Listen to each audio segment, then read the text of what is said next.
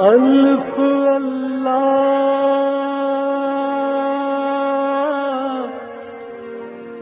چمبے دی بوٹی میرے من وچ مرشد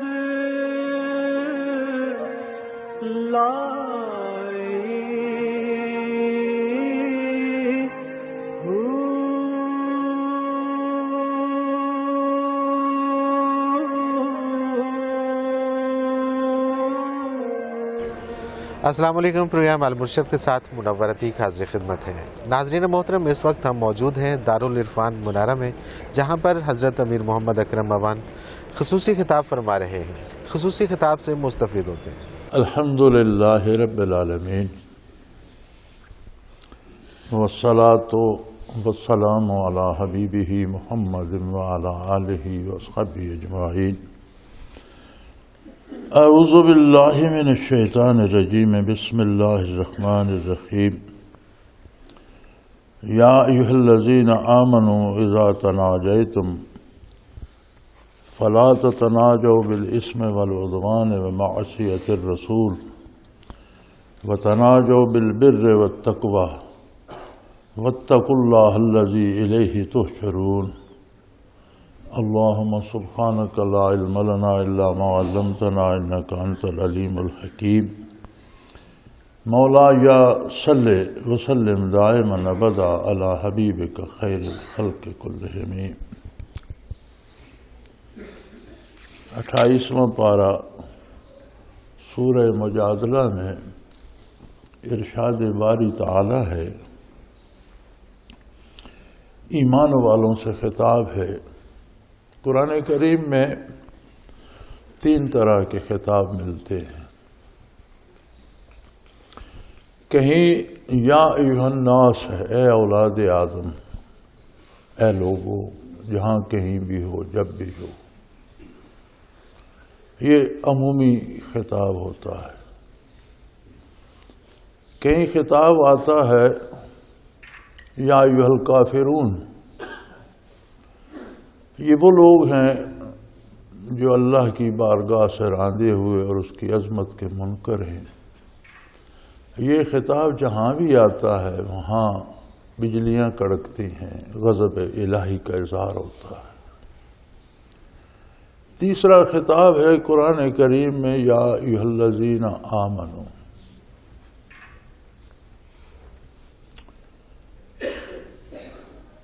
یہ کرم الہی کا مظہر ہوتا ہے۔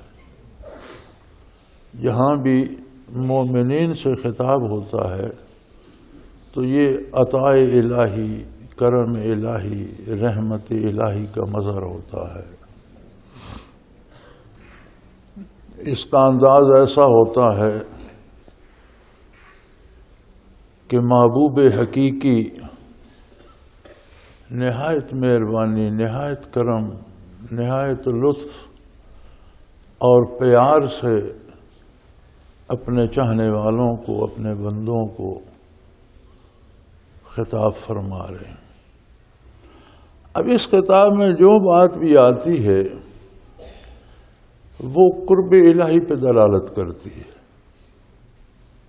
یا ایھا الذین آمنوا سے خطاب جہاں بھی شروع ہوتا ہے تو آگے جو بات آتی ہے وہ دلالت کرتی ہے قرب الہی پر، رحمت الہی پر۔ اب اس میں کیا ارشاد فرمایا،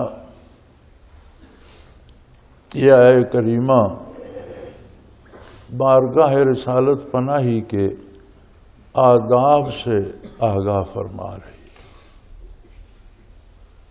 وہ کسی نے خوب کہا تھا، ادب گاہست زیر آسماں از عرش نازک تر، نفس گم کردمی آئند جنید و بایزیدی جا۔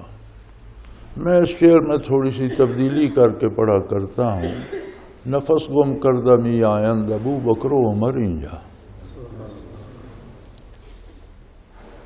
یہ ایسی بارگاہ ہے کہ کرم اتنا ہے کہ صدیوں کا گناہوں میں لتھڑا ہوا، کفر و شرک کی تاریکیوں سے بھرا ہوا دل ایک لمحہ اس بارگاہ میں حاضر ہو جائے تو سارے گناہ معاف ہو جائے۔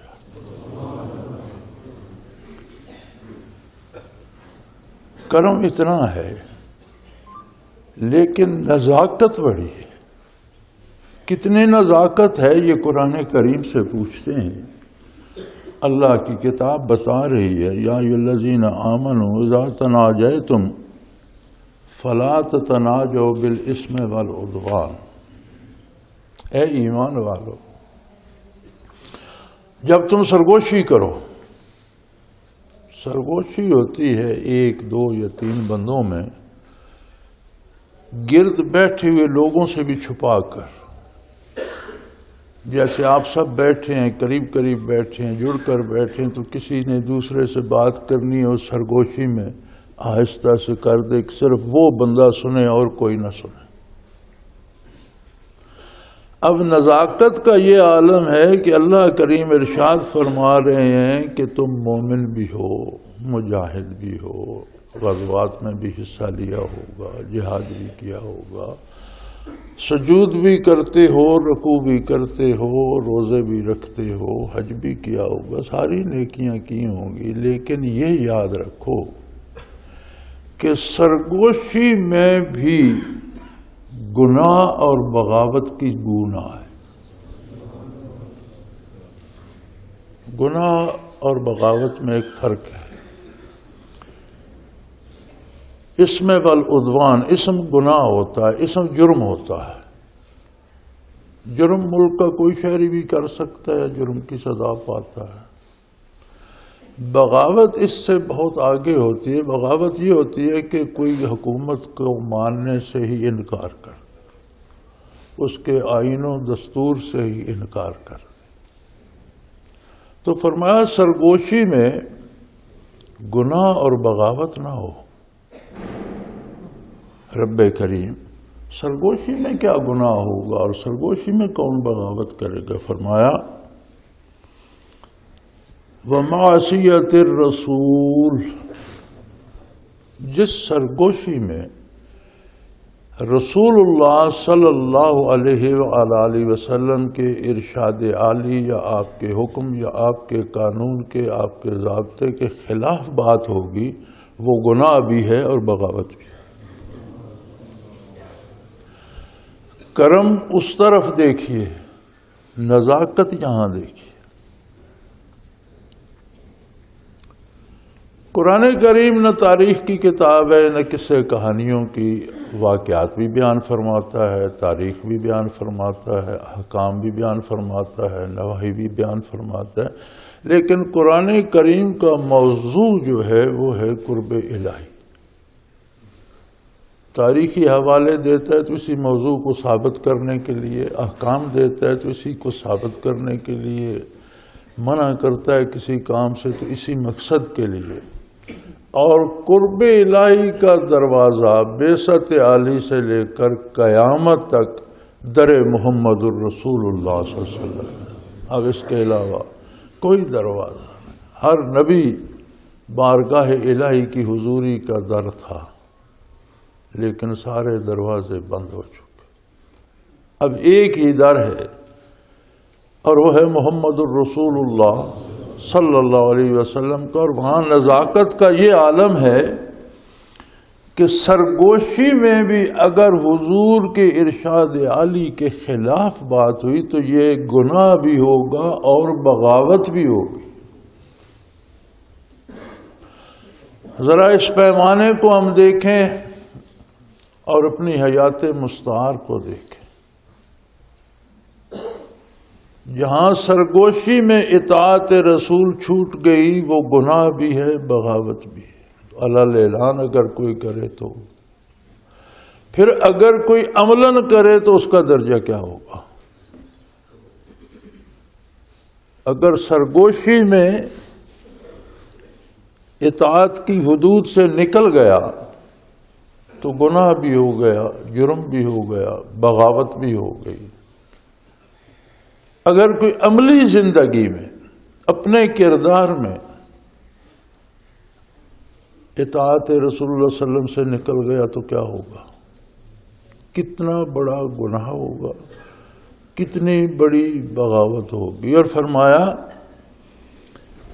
وَتَنَاجَوْا بِالْبِرِّ وَالتَّقْوَى، سرگوشی میں بھی بات کرو تو اطاعت پیغمبر کے اندر کرو، وہ نیکی بھی ہوگی اور تقوی بھی ہوگی۔ یا اللہ کوئی کر کے غائب ہو جائے گا، مر جائے گا، جل جائے گا، خاک ہو جائے گا، ختم ہو جائے گا۔ لوگ علی الاعلان جرم کرتے ہیں، ساری زندگی خلاف شریعت بسر کر دیتے ہیں، تو ان کو ہوتا تو کچھ نہیں۔ فرمایا یہ دار عمل ہے، یہاں میں نے کام کرنے کی مہلت دی ہے۔ یہ جائے گا کہاں؟ مر کے کہاں جائے گا؟ جل کر خاک ہو گیا کہاں جائے گا؟ مٹ گیا کہاں جائے گا؟ فرمایا واتقوا اللہ، اللہ کی عظمت کا احساس کرو اور اس سے ڈرتے رہو، عظمت الہی سے خائف رہو، اس لیے کہ تم کچھ بھی ہو الیہ تحشرون، آخر تمہیں میدان حشر میں آنا۔ حساب کا دن یوم الحساب میدان حشر ہے، وہاں ہوگا، وہاں پتہ چلے گا کہ تم نے کیا کیا اور اس کے بدلے میں کیا پایا۔ ذات باری کریم ہے۔ فرمایا ان رحمتی وسعت کل شیء، میری رحمت میری تمام صفات سے وسیع تر ہے۔ صدیوں کی خطا لمحوں میں معاف فرما دیتا ہے، لیکن خطا میں فرق ہے۔ جرم معاف ہو جاتے ہیں، بغاوت معاف نہیں ہوتی، اور اگر بغاوت ہو تو پھر مقابلہ ہوتا ہے، بات فتح و شکست تک جاتی ہے۔ اب مقابلہ مخلوق عاجز کا خالق سے کیا ہوگا؟ اتنی جرت بندہ نہ کرے کہ خود کو ذات الہی کے مقابل لے آئے۔ افضل المخلوقات بنایا انسان کو، انسان میں افضلیت کیا ہے؟ صرف انسان ایک ایسی مخلوق ہے جس کا وجود تو مادے کی انتہائی سطحی شکل کا ہے، ثقیل مادے کا ہے، مٹی کا جوہر ہے، لیکن اس میں جو روح پھونکی وہ کل الروح من امر ربی، روح عالم امر سے ہے۔ وما اوتیتم من العلم الا قلیلا، اب اس سے زیادہ بات تم نہیں سمجھ سکو گے کہ تمہاری عقل، تمہاری خرد، تمہارے علوم اتنے وسیع نہیں ہے کہ عالم امر کے معاملات سمجھے۔ یاد رکھیں خلق کو فنا ہے، امر اللہ کی صفت ہے، امر کو فنا نہیں ہے۔ اللہ ہمیشہ باقی ہے، اللہ کی ذات باقی ہے، اس کی صفات ہمیشہ سے ہمیشہ باقی، اس کی ذات بھی ہمیشہ سے ہمیشہ رہے گی، اس کی صفات بھی ہمیشہ سے ہمیشہ رہے گی، اور امر اللہ کی صفت ہے۔ روح انسانی عالم امر سے ہے۔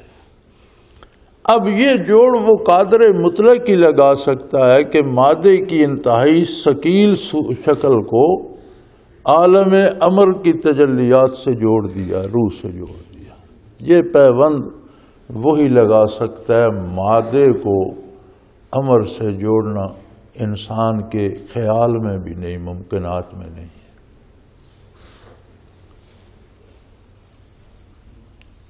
امر کو موت نہیں ہے تو روح کو موت نہیں،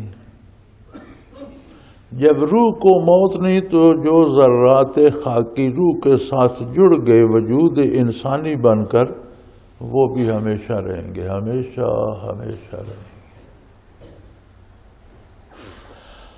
اب اگر اس نے نزاکت یہاں دیکھنے کی یہ ہے کہ اس نے سرگوشی میں بھی نافرمانی رسول اللہ صلی اللہ علیہ وسلم کی، تو مجرم بھی ٹھہرا اور باغی بھی، اور باغی ہمیشہ ہمیشہ کے عذاب کا مستحق ہو جاتا ہے، نہ اسے موت آئے گی نہ اس کی جان چھوٹے۔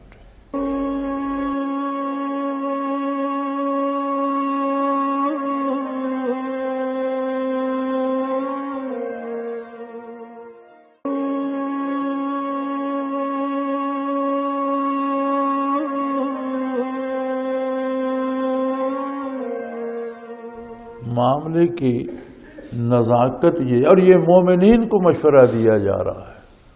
اللہ کریم یہاں ایھا الناس نہیں کہ سب لوگوں سے نہیں فرما رہے، کافروں سے نہیں فرما رہے، یہ احتیاط ان کو بتائی جا رہی ہے جو نور ایمان سے منور سینہ رکھتے ہیں، جن کے دل نور ایمان سے روشن ہے، انہیں بتایا جا رہا ہے کہ تمہارے پاس بہت بڑی دولت ہے، نور ایمان بہت بڑا خزانہ ہے، لیکن نور ایمان تب تک باقی رہے گا جب تک حدود اطاعت رسول اللہ صلی اللہ علیہ وسلم کے اندر رہو۔ یعنی اس کی لمیٹیشنز ہیں، حدود ہیں، اس حد کے اندر رہو گے تو یہ پھلتا پھولتا رہے گا، قرب الہی نصیب ہوگا، اور قرب الہی کی کوئی انتہا نہیں۔ نہ کوئی ایسا مقام ہے کہ یہاں اللہ بیٹھا ہوا ہے اور اب ہم پہنچ گئے، نہ قرب الہی کی کوئی حد ہے۔ یہ انسان جب تک زندہ رہتا ہے، اتباع رسالت کرتا رہتا ہے، یہ مزید بڑھتا رہتا ہے، اور جو پھر اس کو سلامت لے جاتا ہے، برزخ میں بھی یہ بڑھتا رہتا ہے، میدان حشر میں بھی اس میں ترقی ہوگی، اور جنت میں بھی یہ روز افزوں ترقی پر ہوگا۔ اہل جنت کی تو موجیں یوں ہوں گی کہ ہر آن نئی لذت سے آشنا ہوں گے۔ اگر پھل توڑا ہے، ایک لقمہ کھائیں گے تو اس کی لذت بے پناہ ہوگی، لیکن اسی پھل سے دوسرا لقمہ کھائیں گے تو پہلے سے زیادہ عزیز ہوگا، زیادہ لذیذ ہوگا، اس میں لذت بڑھتی جائے گی۔ اب یہ اتنا خزانہ جو اس دار فانی سے لے کر اللہ کی جنت تک کا ہے، فرمایا اسے گستاخی رسول سے بچاؤ۔ گناہ ہو گیا، انسان ہے تو فرمایا جن لوگوں سے گناہ ہو جاتا ہے، گناہ جہالت ہے، نادانی ہے۔ کوئی عالم بھی گناہ کرے تو گناہ کرتے وقت وہ بھی جاہل ہوتا ہے، اسے وہ عظمت الہی بھول جاتی ہے۔ لیکن گناہ کے لیے توبہ ہے،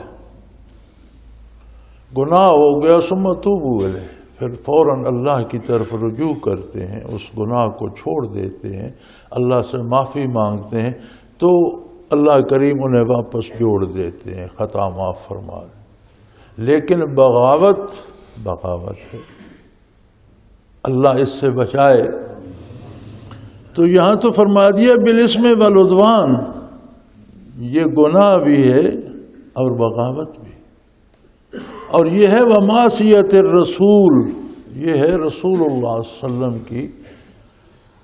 کی ارشاد کے خلاف کرنا، آپ کی نافرمانی کرنا۔ سو فرمایا اگر سرگوشی بھی کرو، دیکھیں ہم اپنے آپ کو دیکھیں اور اس دار کرم کو دیکھیں، ہم اپنے آپ کو دیکھیں، بارگاہ رسالت کو دیکھیں، ہم اپنے کردار کو دیکھیں، عظمت الہی کو دیکھیں، اور کبھی تنہائی میں بیٹھ کر سوچیں ہمارے پاس ایک پیمانہ تو ہے، اچھائی برائی کو ماپنے کا ہمارے پاس ایک پیمانہ ہے، لیکن ہم اس سے ہمیشہ دوسروں کی برائی اچھائی ناپتے رہتے۔ کمزوری ہم میں یہ ہے کہ وہ پیمانہ ہم نے دوسروں کے لیے رکھا ہوا ہے کہ یہ اچھا ہے یا برا ہے، یہ کتنا اچھا ہے کتنا برا ہے، دوسروں کا حساب ہم نے نہیں دینا، نہ ہم نے دوسروں کا فیصلہ لکھنا۔ ہماری ذمہ داری دوسروں کا حساب دینا بھی نہیں ہے، اور ہم دوسروں کا فیصلہ کرنے والے بھی نہیں ہیں۔ ہماری ذمہ داری اپنے کردار کا جواب دینا ہے۔ کاش یہ پیمانہ ہم اپنے قد کے ساتھ رکھیں۔ چاہیے یہ اس پیمانے سے ہم اپنے آپ کو اس آئینے میں اپنی صورت کو دیکھیں کہ میں کہاں کہاں اطاعت رسول اللہ صلی اللہ علیہ وسلم میں جا رہا ہوں اور کہاں میں ان حدود سے تجاوز کر رہا ہوں. جہاں سے تجاوز کر رہے ہیں ہم واپس آ جاؤں. ابھی تو میرے پاس وقت ہے، فرصت ہے، رجوع اللہ کر لوں، باقی بھی سرنڈر کر دیں تو قابل قبول ہو جاتے ہیں. میں بھی سرنڈر کر دوں عملی زندگی میں تو دائمی لذتیں، دائمی آرام، دائمی کرم اللہ کا میرا منتظر ہے. لیکن اگر میں بغاوت پہ مصر رہا، میری باتوں سے نافرمانی رسول اللہ صلی اللہ علیہ وسلم کی بو آئے اور پھر میرے کاموں سے آئے. ایک شخص آپ کی توہین کر دیتا ہے، گستاخی کرتا ہے، بری بات ہے، دکھ پہنچتا ہے، معافی مانگ سکتا ہے، لیکن وہی شخص جب مجھے تھپڑ مار دے تو پھر جرم بڑھ جائے گا نا، غصہ بھی بڑھ جائے گا کہ یہ کیا بات ہے، سر عام مجھے تھپڑ مار دیا، آپ کہتے ہو معاف کرو. تو میرے بھائی بغاوت کی بھی حدود ہیں نا. غلطی سے کوئی جملہ منہ سے نکل گیا تو رجوع اللہ کیا، توبہ کر، ساری زندگی نکل گئی تو یہ غلطی سے نکل گئی. سارے اعمال خلاف سنت ہو گئے تو یہ غلطی سے ہو گئے. یہ غلطی نہیں ہے، یہ بہت بڑی بد نصیبی ہے. ہم پر اللہ کا بڑا احسان ہے، بڑی اس نے ہمیں موج کرائی. کتنی دنیا کفار کے گھروں میں پیدا ہوتی ہے اور پھر وہ کفر پہ ہی مر جاتی ہے. ساری زندگی تلاش نہیں کرتے کہ حق کیا ہے، باطل کیا ہے. ہم نے بھی تلاش نہیں کیا. ہم بھی پیدا ہوئے تو والدین کو مسلمان پایا، الحمدللہ، اور ہم بھی مسلمان ہو. بہت کم لوگ ہوں گے خوش نصیب جنہوں نے پھر اسے تلاش کیا ہوگا، موازنہ کیا ہوگا باطل نظریات کا، عقائد کا، اور اسلامی نظریات و عقائد کا، اور پھر اسے حق سمجھ کر قبول کیا ہوگا. ایسے چند لوگ ہوں گے.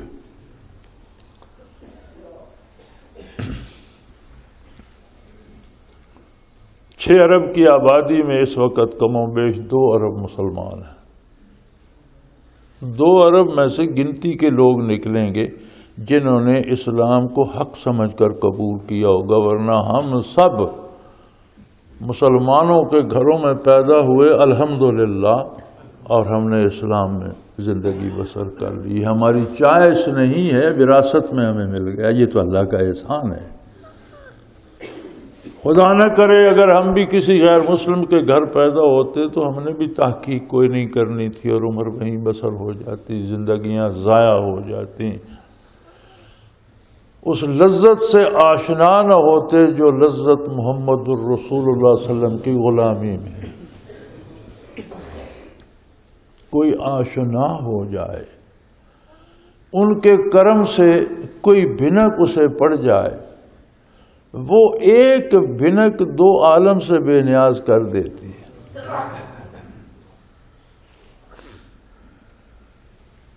2 عالم سے کرتی ہے بیگانہ دل کو، 2 عالم سے کرتی ہے بیگانہ دل کو. عجب چیز ہے لذت آشنائی. لذت آشنائی ایک اپنا لطف رکھتی ہے. صحابی حاضر ہوئے مسجد نبوی میں، جنت کی بات ہو رہی تھی، جنت کی نعمتوں کی بات ہو رہی تھی، اللہ کے کرم کی بات ہو. فرض کر رہے یا رسول اللہ، ہم جنت کو کیا کریں گے؟ ہمیں تو یہ مدینہ منورہ کے کچے گھروں دے اور یہ آپ کی کچی مسجد. اس وقت مسجد بھی کچی تھی، گھر بھی کچے تھے. یہ سب سے زیادہ عزیز ہے. فرمایا جنت کی اللہ نے تعریف کی ہے، قرآن میں تعریف موجود ہے، جنت کی طرف اللہ دعوت دے رہے ہیں. تم ایسی بات کر رہے ہو جیسے بندہ بیزار سا ہوتا ہے. عرض کہ یا رسول اللہ، یہاں ہم گھر سے نکلتے ہیں، مسجد نبوی میں آتے ہیں، آپ جلوہ افروز ہوتے ہیں، جمال باری سے سرفراز ہو جاتے ہیں.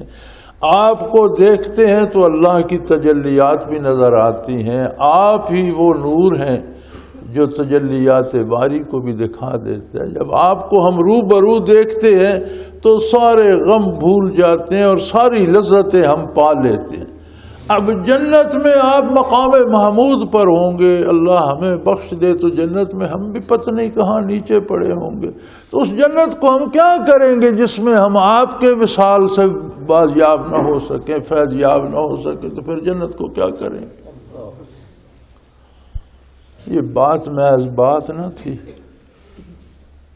یہ شخص کا خلوص اور درد دل بول رہا تھا، اس لیے جواب عرش بری سے آیا۔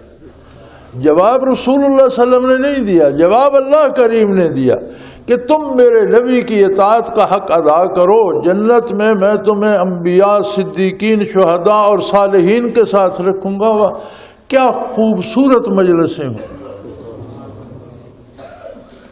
یہ لذت آشنائی جس نے آپ صلی اللہ علیہ وسلم کی ذات کا ایک ذرہ پا لیا، آپ سے تعلق کا ایک قطرہ جسے نصیب ہو گیا، پھر وہ دو عالم سے بے نیاز ہو جاتا ہے۔ پھر وہ دنیا کیا، مال و دولت، حکومت و سلطنت نہیں، وہ جنت سے بھی بے نیاز ہو کر کہتا ہے کہ میری جو خاک ہے اسے انہی قدموں میں رہنا چاہیے۔ تو میرے بھائی،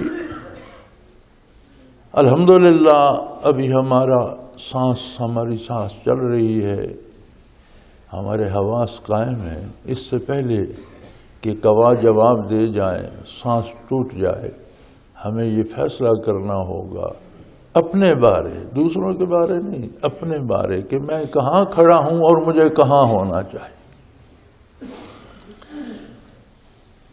کہا یہ جاتا ہے کہ دین پر عمل کرنا بڑا مشکل ہے،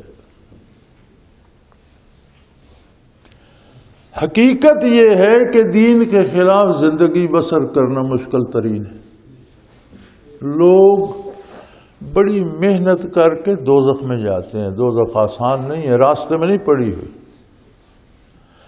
جرم نہ کرنا مشکل ہے، یہ جرم کرنا مشکل ہے۔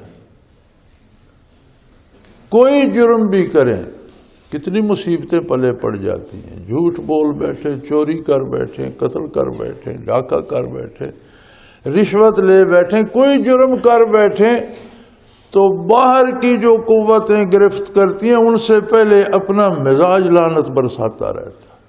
اندر سے بھی بندے کو پریشانی ہوتی ہے، باہر سے بھی پریشانی آتی ہے۔ دین تو ایک نہایت خوبصورت آسان تر نسخہ ہے زندگی گزارنے کا، کہ دنیا میں بھی آسانیاں اور آرام اور عزت و آبرو اور سکون سے زندگی گزارو اور جنت مفت میں پالو۔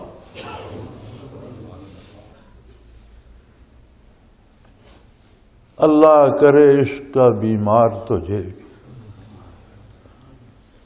اللہ کرے عشق کا بیمار تجھے بھی، روتا ہوا دیکھوں پس دیوار تجھے بھی۔ کرم محبوب خان رحمۃ اللہ تعالی علیہ ہوا کرتے تھے اور وہ بڑے ادبی ذوق تھا ان کا، تو میں نے یہ شعر پڑھا تو وہ پھڑک اٹھے اور کہنے لگے نہیں جی، پس دیوار نہیں، روتا ہوا دیکھوں سرے بازار تجھے بھی۔ شاعر کا شعر تو پس دیوار تھا، تو کرن صاحب مرحوم نے اس میں تبدیلی کا کہنے لگے نہیں حضرت اسے یوں پڑھیے کہ روتا ہوا دیکھوں سرے بازار تجھے بھی۔ تو یہ عشق تو کپڑے پھاڑ کر بازار میں نکل جاتا ہے، لیکن یہ بارگاہ ایسی ہے کہ یہاں عشق بھی آداب کا پابند ہے۔ ہم اپنی مرضی سے محبت نہیں کر سکتے، ہمیں محبت کرنے کے لیے بھی اس بارگاہ کے اصولوں کی پابندی کرنا ہوگی۔ تو میرے بھائی، اللہ کریم آپ سب کی محبتیں قبول فرمائے، لیکن شرط قبولیت یہ ہے کہ دائرہ اطاعت رسول اللہ صلی اللہ علیہ وسلم کے اندر ہو۔ اور فرمایا پھر دیکھو اللہ کریم نے یاد یہ دلایا ہے کہ اگر کوئی ایسا نہیں کرے گا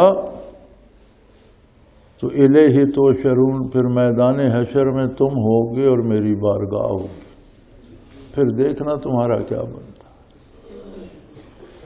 اللہ کریم ہم پہ رحم فرمائے، ہماری کوتاہیاں معاف فرمائے، ہمیں ادب و اطاعت رسول اللہ علیہ وسلم کی توفیق بخشے، دنیا آخرت اور حشر کی رسوائی سے پناہ عطا فرمائے۔